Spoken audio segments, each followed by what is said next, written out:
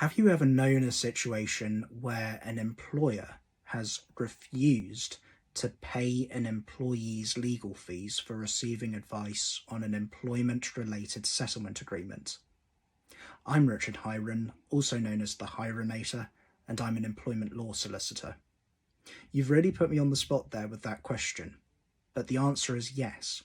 I have known a situation where an employer has not made any kind of contribution to the legal fees of an employee who was receiving a settlement agreement from them.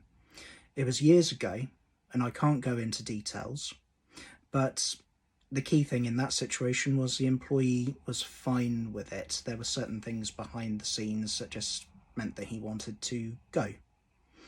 As I say, I can't go into any further detail than that because of client confidentiality.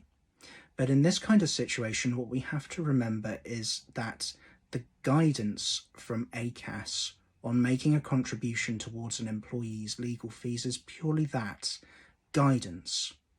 Now, there could be things going on behind the scenes. For example, if the employer is applying undue pressure and essentially bullying the employee into signing the settlement agreement, that could be an abuse of the rules behind settlement agreements. So all of these things like non-payment of legal fees or not offering to pay legal fees could be part of that wider image over how the settlement agreement is being applied, how any negotiations are taking place, and things of that nature.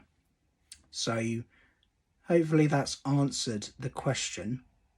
In the meantime, if you're finding a settlement agreement hard, bring it to Richard.